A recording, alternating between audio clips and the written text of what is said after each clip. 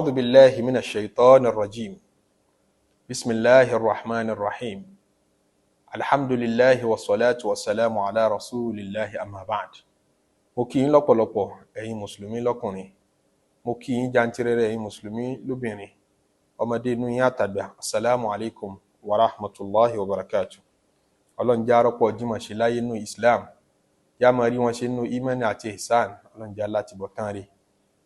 Ẹrú Ọlọ́run kan fi béèrè ránṣẹ́, òun ni mo rò pé ká fi dára wa lẹ́kọ̀ọ́ lẹ́nu nípa nǹkan tí wọ́n ń pè ní hire purchase. Ìhàwó ní Islam kọ sí, ṣó yẹ kí mùsùlùmí ó tẹ́rí sí. Ìwọ náà ti gba mọ́tò lórí hire purchase rí, o ti gbọ̀kadà rí lórí hire purchase, bóyá o ti gba mọ́rúwá gan rí lórí hire purchase, òṣìṣẹ́ dánfó àbí mọ́tò tó ń lò fún Uber àbí equipment. Àwọn company náà ń gba hire purchase, láwọn company kéékèèké tí wọ́n ti dáládá ńlá bí àwọn SME, àwọn náà ń gba hire purchase fún equipment tán fẹ́ rà sínú ilé iṣẹ́ wọn àbí fáwọn machinery sí wọn. Kí ni ìdájọ́ ṣẹ̀ríà lórí ẹ̀? Àbó rò pé Islam ò ní tó sọ nípa ẹ̀? Kálá, Islam ní tí máa sọ lórí gbogbo nǹkan. Òun ni wípé hire purchase fẹ́ni tí ọmọ ti ń jẹ́ bẹ́ẹ̀, ó ní mọ́tò, ó bùkátà rẹ̀, bóyá o fẹ́ máa lò fún personal use àbí fún commercial use, o fẹ́ máa fi ṣe kabúkabú lápèjúwe, o fẹ́ máa fi ṣe Uber. Èló mọ́tò yẹn jẹ́ wọ́n lọ jẹ́ 5 million, èló ló wà lọ́wọ́ rẹ̀ ó jẹ́ 1 million, owó rí ọ̀ka. Wọ́n sì ní gba lọ kábọ̀ níbi tó ti fẹ́ rà, ló wá rò pé ó nídìí èmi lápèjúwe. Èmi wá ní ṣé 4 million ló kù, má wọ́rì, èmi wá lọ ra mọ́tò yẹn, mo wá gba down payment lọ́wọ́ rẹ̀, 1 million tí ń bẹ lọ́wọ́ rẹ̀ màá gbà gẹ́gẹ́ bí down payment, owó àsankalẹ̀, owó àsan ṣáájú. Nínú 5 million tó yẹ kó dá padà fún mi, ó ti dá 1 million ń bẹ padà fún mi, ó kù 4 million tó jẹ mí. Ṣebí èmi náà jèrè, fẹ́ kí èmi náà lè jèrè. Èrè mi bóyá 2 million, ẹ̀dà àpapọ̀ mọ́ 4 million ni ó di 6 million. So tí ń jẹ́ sí pé 7 million lápapọ̀, ó ti san 1 million níbi ó kù 6 million. 6 million ló kù tó jẹ mí. A wá jọ amortize ẹ̀ wípé bó ló ṣe máa san owó yìí. A gbé lórí installment pé máa wá san díẹ̀díẹ̀. Bóyá ọ̀sẹ̀ ló máa san, pé máa wá máa fún mi ní owó iye báyìí lọ́sọ̀ọ̀sẹ̀, lóṣooṣù, monthly, àbí quarterly lóṣù mẹ́ta, semi annually lóṣù mẹ́fà, àbí lọ́dọọdún pa annually ní kó máa wá sanwó. Ń pé a sì ṣàgbọ́yé àti àjọsọ láàrin ara wa wípé ńjọ́ tó bá rówó yìí san tán, ńjọ́ tó bá rí owó 6 million yìí san tán tí ò kù 1 naira, lẹ́sẹ̀kẹsẹ̀ mọ́tò yìí di tiẹ̀, máṣíìnì yìí di tiẹ̀, kẹ̀kẹ́ yìí di tiẹ̀, mọ́rúwá yìí di tiẹ̀, dánfò yìí di tiẹ̀, àti gbogbo ohunkóhun tá a bá gbé hire purchase lé lérí. Ní dídì tí èmi gangan tí mo ní, tí mo tà á fún ẹ, mi lè sọ pé ẹ̀yin tà mọ́, ní tó bá ti mú ẹ sanwó pé mi lè padà sẹ́yìn. Agreement tá a sign lákọ̀ọ́kọ́ ọjọ́ yẹn, agreement pé yóò di tiẹ̀ automatically, ẹ falà sí abẹ́ wọ́ọ̀dù automatically. Tó bá sanwó pé kìí ṣe pé mi rí ó ṣẹ̀ṣẹ̀ wá jọ ṣe dúnàdúrà, nípa ṣó wá láìkì mọ́tò yà, mo dẹ̀ wá láìkì ẹ̀ tẹ́ bá lè tà fún mi. Rárá o, ó ti ń rà á láti bẹ̀rẹ̀ ọjọ́ bó ṣe ń sanwó díẹ̀díẹ̀ ni ó ti ń rà á lọ bẹ́ẹ̀. So tí ń túmọ̀ sí wípé hire purchase à ń tajà ni, mò ń tà fún ọ látàkọ́kọ́ ọjọ́ ni. Àmọ́ kò tún dàbí ìgbà pé mò ń tún tà fún ọ náà, làwọn náà fi pè ní hire àti purchase. Mò ń yá ọ, mò tún tà, ó ti wá dàrú mọ́ra wọn. Dídàrú yẹn náà lójú ó ní problem pẹ̀lú ṣẹ̀ríà Islam. Tó bá dorí bẹ́ẹ̀, hire purchase ní bọ́n ṣe mọ́ ṣe normal practice rẹ̀ o, ó ní kọ́lọ́fín nínú òfin ṣẹ̀ríà Islam, léyìí tó yẹ kí mùsùlùmí ó jìnà sí, gẹ́gẹ́ bí àsọ̀kalẹ̀ Ànábì sallallahu alaihi wasallam tó bá wa sọ. Òun rèé ní tó jẹ́ ó ní kọ́lọ́fín ni pé sórí mọ́tò tí mo ní mo gbé fún ẹ yẹn, ó kọ mi ló sì wà lérí ẹ̀ o. Èmi ni wọ́n máa sọ pé mo ní mọ́tò lábẹ́ òfin ìjọba, èmi ni mo ní legal title mọ́tò ni, legal title machine ni, legal title equipment ilé iṣẹ́ tí mo rà fún yín, ó kọ mi ní ó wà ńbẹ̀. Tá bá ń wá, tá bá ń béèrè pé ta ní kíní ìtìjọba, ta ní kíní yìí, èmi ni mo ní legal title, èmi mo ní lábẹ́ òfin. Lásìkò kan náà mo dẹ̀ ti gbé fẹ́yìn, tẹ́yìn ti fọkàn sí pé tí ń rà lọ.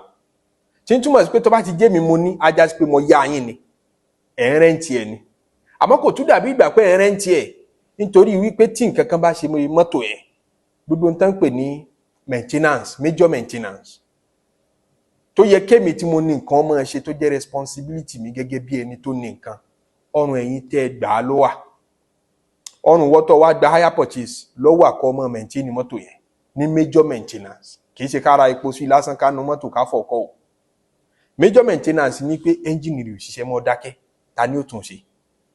Torí benefit tó yẹ kó mú lára ẹ̀ ká ní mo yá ọ ká ní lease ni, usufruct benefit ara ẹ̀ òun ni mò ń tà fún èmi, ló yẹ kí n wá fix ẹ̀. Landlord tó gbélé fún wa òun láàké sí nígbà tí ibì kan nínú ilé tó gírí bá yà, a wà ké sí pé ilé tẹ́ gbé fún wa àárèrè rẹ̀ jẹ mọ́, èrè yẹn dẹ̀ la fẹ́ jẹ tá a fi sanwó rent, ẹ wá bá wa fix ẹ̀. Wọ́n bí dáa kọ́ mọ̀ wá nínú òfin ayé àfòfin tọ́lọ́ náà, torí òun ló ní dúkìá rẹ̀ ní ó gbọ́dọ̀ ṣàmójútó rẹ̀, kò gbọ́dọ̀ sọ pé èmi náà kí n lọ wá bí ṣe ṣàmójútó lọ́wọ́ ara mi. So major maintenance ọ̀run ẹ̀ lọ́wà. Tí insurance bá yẹ ká ṣe é fún mọ́tò yẹn, ìwọ tó ní ló yẹ kó ṣe insurance yàtọ̀ sí third party insurance nípa akọlù nǹkan o. Comprehensive insurance pé tí nǹkan bá ṣe kíní yìí, mo fẹ́ kí insurance company ó sanwó ohun tó ṣe dúkìá yìí fún mi. Ọrùn ẹni tó ní dúkìá lọ́wọ́ ẹni bá ṣàlẹ́rú ló yẹ kó lẹ́rù. Bẹ́ẹ̀ ni ownership tax ní pé ẹni tó ní mọ́tò yìí ìjọba ní ó gbọ́dọ̀ máa san kíní kan. Ẹni bá nírú ẹ̀rọ yìí, machine yìí, ẹni tó bá ní, company tó bá ní, afẹ́kọ́ máa sanrú tax báyìí fún ìjọba lápèjúwe. Ó relate mọ́ ownership. Ìwọ tó ní ló yẹ kó san, ìwọ tó kọ̀ rẹ̀ ń bẹ lérí document. Èyí ṣe tó tún gbé lémi lérí àyànjẹ ni. Nítorí àyànjẹ tí ń bẹ ńbẹ̀ náà ló fi ní problem pẹ̀lú Sharia Islam. Tí hire purchase tó ọmọ fúnra mọ́ ní dúdú ìgbà pọ̀ fẹ́ ṣe òun ló fi yẹ kó wádìí pé sọ́tọ̀ kó ṣe àbí kọ̀tọ̀ kó ṣe. Ọ̀nà kan ni táwọn èèyàn fi yanra wọn jẹ. Nígbà tí mo ní tó bá ti sanwó rẹ̀ pé ó ti di tiẹ̀, ìtumọ̀ ẹ̀ ni pé látàkọ́kọ́ ọjọ́ ní èròjà pé mo ń ta nǹkan fún ọ ti wà nínú agreement wa. O kọ̀ mí ní ìsìtúṣẹ́ kù lérí document pé mi mo ní. Èyí tí ń túmọ̀ sí pé tí 6 million yẹn bá kù 2 naira tí ó fi pé tó o bá rí san, mọ́tò yẹn ò di tiẹ̀ o. Dúkìá yẹn ò di tiẹ̀ o, lè sọ pé ẹ̀ṣẹ̀ bó ti sọ ìtọ́ ó sì sàn yìí tọ́pọ̀ jù mẹ́ ẹ̀ kí mo lè gbà lọ́wọ́ ẹ̀. Èmi mo ní, lèmi mo ní lábẹ́ òfin. Bẹ́ẹ̀ ni èmi mo ní lábẹ́ òfin tó tọ́. Àmọ́ wọ́n ló ń ṣe bùkátà lérí rẹ̀ látọdún yìí. Ṣé gbogbo tó wá ṣe lérí rẹ̀ ń bùkátà tí wá dànù kọ́? So ló fà á tá Nabi sallallahu alayhi wa sallam. Wọ́n ní naha Nabi sallallahu alayhi wa sallam an ribhi ma lam yudman. Ànábì tako, ànábì ṣòfin pé kò gbọdọ̀ rí bẹ́ẹ̀ mọ́ dán o. Kó máa jèrè nǹkan tó bá ní gbọ́ bùkátà rẹ̀. Kó máa jèrè nǹkan tó tí èsì wọ́n ló gbọ́ bùkátà rẹ̀. Dúkìá ìwọ kọ́ ló ń ṣe insurance rẹ̀, major maintenance rẹ̀. Tí è ṣe pé bóyá ẹni tó gbé fún lọ́mọ ọmọ bá jẹ́ o, bóyá negligence. Driver tẹ́ gbé mọ́tò fún lọ páàkì ẹ̀ síbi kan. Ibi tó páàkì ẹ̀ sí ọmọlúwàbí ò yẹ kó tọ́jú nǹkan tó bá fẹ́ kó save síbẹ̀. Wọ́n á ní wọ́n ń ṣe riot pé wọ́n fọ́ gíláàsì mọ́tò òun ló jẹ gbèsè. Àmọ́ páàkì ẹ̀ síbi tó safe, ó ṣe dodo tó yẹ kó ṣe. Wọ́n á ní wọ́n pé òkúta kan, atẹ́gùn kan fẹ́, òjò fẹ́ rọ̀, ó ṣà ń fẹ́ òkúta, ń fẹ́ kinní kan, ó fẹ́ òkúta lu mọ́tò. Àbí riot ṣẹlẹ̀, àwọn kan wọ́n wọnú ilé káàkiri, wọ́n fọ́ gíláàsì mọ́tò. Àbí flood ṣẹlẹ̀, omi ya wọlé, omi ya wọ gbogbo àdúgbò, ó rọ wọnú ẹ́ńjìnì mọ́tò bàjẹ́. Ta ló yẹ kó tún ṣe? Èmi tó kọ̀ mí ń bẹ lérí dọ́kúmẹ́ǹtì pé mo ní tí mò ń jèrè ẹ̀, èmi ló yẹ kí n tún ṣe nínú òfin Sharia. Ownership risk ni wọ́n ń pè yẹn, asset risk ni wọ́n ń pè yẹn. Nínú tán pè ní hire purchase, credit risk nìkan ní bẹ́ẹ̀ ọjọ́ bí ìgbà pa ń yára ẹni lówó. Ẹ̀rí nǹkan. Ownership risk pé ṣé mi mo ní kíní yìí, bọ́ bá bàjẹ́, èmi tí mo ní ọ̀ràn mi ló wà, bọ́ bá dáa èmi tí mo ní ọ̀ràn mi ní èrè rẹ̀ wà, bó ṣe yẹ kó rí nìyẹn. Ànábì naha Nabi sallallahu alaihi wasallam hadith tí Imam Ahmad gbà. Ànábì tako an ribhi ma lam yudman. Kó máa jèrè nǹkan tó gbọ́ bùkátà rẹ̀. Kó máa jèrè nǹkan tí ó fa ọ̀dàyà kọ wàhálà rẹ̀, tí wàhálà rẹ̀ bá délẹ̀ ó yẹra ń pé kọkàn ẹ́ ó gbé sọ́rùn ẹlòmíì. Tèrè rẹ̀ bá délẹ̀ ó ní wọ́n ló ní. Ó kọ̀ rẹ̀ ṣẹ́kù ńbẹ̀ àmọ́ wọ́n kọ́ ló ń bí ẹ̀ risk ibẹ̀. Ànábì tako kíyàn máa jẹrú èrè bẹ́ẹ̀. Ó fà kó jẹ́ wípé kì í ṣe halal ní tán pè ní hire purchase. Nítorí wípé ownership bẹ̀ kò lójútùú ta ló ní. Ownership risk ń bẹ lọ́rùn ẹnìkan. Title rẹ̀, legal title, document, wọ́n ṣe ń pè asset ni. Dúkìá yẹn, legal title rẹ̀ ń bẹ lọ́rùn ẹnìkan pé òun ló ní. Bùkátà rẹ̀ ń bẹ lọ́rùn ẹlòmíì pé òun ní ọmọ ṣe. Àti dàrú mọ́ra wọn. Ó wá jọ bí ìgbà pa ya, ó tún jọ bí ìgbà pé à ń tà. A sì gbọ́dọ̀ jó lójútùú ká ṣe faslu bayna dhamanayn. risk ownership kò yàtọ̀ sí risk pé yẹn ń yá nǹkan. Ìyẹn ló fà tí àpapọ̀ àwọn aláàfáà lágbàáyé wọ́n pe organization wọn ní Majma' Fiqh al-Islami. Gbogbo aláàfáà lágbàáyé pátápátá àwọn àfáà àgbà tí wọ́n qualify jù nípasẹ̀ àgbọ̀ òfin kí l'Ọlọ́run sọ ànábì sọ òfin fíkíù àgbọ̀yé. Wọ́n ní pàdé tán ń ṣe látọdún tó ti pẹ́ ní o tí wọ́n máa pàdé tí wọ́n dẹ̀ máa gbé àwọn resolutions jáde lérí àwọn ìdájọ́ tuntun tẹ́ ẹ lè lọ sọ pé a fẹ́ wádìí sí kinní yìí directly níbi tá ànábì ti sọ̀rọ̀ kinní yìí. Ọ̀rọ̀ kinní yẹn nǹkan ìgbàlódé ni nǹkan tuntun ni. Àwọn àfáà tó bá mòye tí wọ́n wọnú kí ó tán jáde tán wẹ̀ kankan bẹ̀ tán yẹn kankan, àwọn àfáà yẹn ni wọ́n lè dá sí. Àwọn náà wọ́n ń pàdé ńbẹ̀, wọ́n máa gbé resolutions jáde èyí tó relate mọ́ medical issues, contemporary medical issues, qadaya tibbiya mu'asira, qadaya maliya mu'asira, èyí tó jọmọ́ commercial issues tó jẹ́ contemporary. Ní higher purchase lè rádìsì tó direct ńbẹ̀. Wá ní katira mọ́ Málíkì ń pè àwọn wádàjọ́ higher purchase ní rí. Àwọn àfáà yìí náà qualify, àwọn mọ̀ pé òkè eléyìí jọ eléyìí ṣe déédéé àdìsí, ó ṣe déédéé nǹkan báyìí. Wọ́n wá dárí jọ, wọ́n dá opinion jọ, wọ́n vote lẹ́yìn tán bá dá làákà ìjọ tán. Èyí tí bí tẹ́nu wọn bá pàdé sí jù ni wọ́n máa fi gbé resolution jáde lérí ọ̀rọ̀ technology náà bẹ́ẹ̀. Àwọn tó bá ṣàjẹ́ tuntun ni wọ́n máa dá sí. So Majma' Fiqh al-Islami ìdájọ́ wọn lérí higher purchase náà ni pé haramu ni. Yẹn ni pé àpapọ̀ àwọn àfáà káàkiri lágbàáyé pàdé ni pé haramu ni nǹkan pè ní higher purchase. Nítorí ó jẹ́ haramu náà là ń ṣàlàyé. Wọ́n ta ló ní ọ̀tọ̀ lẹ́ni tó kọ rẹ̀ ń bẹ lérí dọ́kúmẹ́ǹtì ń pò òun ló ní legal title òun ló ní lódì mú, ọ̀tọ̀ lẹ́ni tí ń gbọ́ bùkátà lé lérí. Ó dà tá a bá gbégi lé pé kíní yìí ọ̀tọ̀ èwo ló wá tọ́, kọ̀tọ́ èwo ló wá tọ́. Torí Islam ò ní gbégi dènà kan, kò ní gbégi dènà kan kọ́ mọ́ la ọ̀nà míì pé ọ̀nà báyìí ní ẹgbà. Ọ̀nà tọ́tọ́ láti ṣe òun ni pé ẹ̀fẹ̀ kan tà á fúnra yín àkọ́kọ́ ọjọ́. Ṣé mi ni mo lówó lọ́wọ́, ìwọ ní bùkátà sí mọ́tò, wọ́n ní mọ́tò yẹn jẹ́ 5 million, olóò ní 1 million lásán, di 1 million rẹ múná, èmi ó lọ ra mọ́tò ọ̀hún, màá rà ní 5 million, bá wa páàkì ẹ̀. Ṣe rí nígbà tí mo rà á yẹn èmi mo ní, tí mọ́tò yẹn tí igi bá wó lù lásìkò òun èmi mo nìṣòro ẹ̀, tí mọ́tò yẹn bá wúkọ́ tí ó bá gbádùn rán èmi mo nìṣòro ẹ̀. Tá bá sì wá ní wọ́n wẹ́ni tó nírú mọ́tò báyìí ńlé, wọ́n fẹ́ máa fún wọn lówó ńláńlá báyìí, èmi mo lè rí ẹ̀. Tèmi ni gbogbo tí oníǹkan máa jẹ lérè, gbogbo tó ní nǹkan máa farada nínú ìṣòro lérí tó bá ní máa farada ní sì máa jẹ lérí property mi títí tí ó fi dìgbà tí máa tà. Màá wá ké sí wọ pé lágbájá olóhùn wá mọ́tò, irú mọ́tò báyìí mo ti rà, mo ní lọ́dọ̀. Àwọn tó fẹ́ ra mọ́tò lọ́dọ̀ wọn ò ní gba 1 million kan gbá wọn ní gbà lọ kábọ̀, èmi rẹ́dì láti gbà lọ kábọ̀. Àmọ́ o 7 million mo fẹ́ tà fún ẹ. Ibi tèrè tèmi náà wà nìyẹn. 7 million ni mo fẹ́ tà, kátàkárà nìyẹn, ó yàtọ̀ sí rìbá.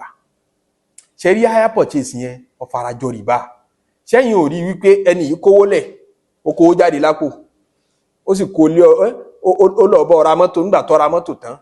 Èyí tí ó fi jẹ́ sí pé òun ló ní ownership risk kò gbé sọ́rùn rárá. Dọ́kúmẹ́ǹtì nìkan, legal title nìkan lọ́sọ di tiẹ̀. Ìwọ ni bùkátà ń bẹ lọ́rùn rẹ pé ṣáwà sanwó mi.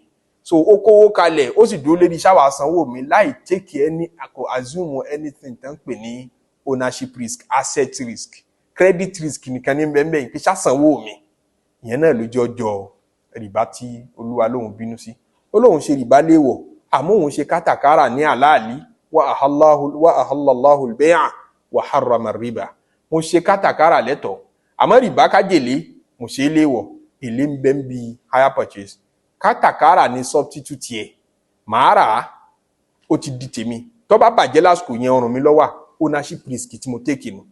Dọ̀mọ́nù tá Nábì ní take, òun ni mo take yẹn. Al-kharaju bí dọ̀mọ́nì pé ẹni tí a fẹ́ kó jèrè principle fíkìú ni, principle sharia Islam ni. Ẹni tá a jẹ́ kọ́ mọ́ tí èrè tí ó wà justifiable, èrè tá a lè pè ní halal, òun ní pé ìwọ náà take risk lórí ẹ̀. Ó ṣe kó tó jẹ, ó làágùn kó tó rí. Àágùn rẹ̀ náà ní pé risk pé kíní ilé bàjẹ́, tó bá bàjẹ́ ọrùn mi ló wà. So láàrin ìgbà náà ó ti di tèmi. Màá wá ké sí ọkùnrin tó ní bùkátà sí higher purchase, tó ní bùkátà sí property ni, bóyá machine ni, bóyá mọ́tò ni, bóyá equipment àbí nǹkan míì náà. Ó fẹ́ mọ́ fi ṣòwò ní o, àbọ̀ fẹ́ mọ́ wá káàkiri náà fún personal use. Òun rèé mo fẹ́ tà 7 million mo fẹ́ tà, ó ní kò tẹ́hùn lọ́rùn, àlejò dúnàdúrà 6.5 ní 6.8 ní kíní kankan afẹnukò. bóyá tauliya ni béèyàn tá a ṣe àbí murabaha ni béèyàn tá a ṣe pé iye tí mo rà á nì, murabaha ni kí n ṣàlàyé iye tí mo rà á kí n sì sọ pàtó iye tí mo fẹ́ tà. So èyí tó bá wù ká jọ ṣe ń bẹ̀ aṣápadà jọ fẹnu kò sí iye tí ó jẹ́, ká bá ti wá fẹnu kò tán bó ló mọ̀ sanwó mi ìmọ̀ san fún yín díẹ̀díẹ̀ ni o, oṣooṣù ni o, oṣù mẹ́ta ni o, ọdọọdún ni o, èyí tá a bá fẹnu kò sí ń bẹ̀ àwa la mọ̀.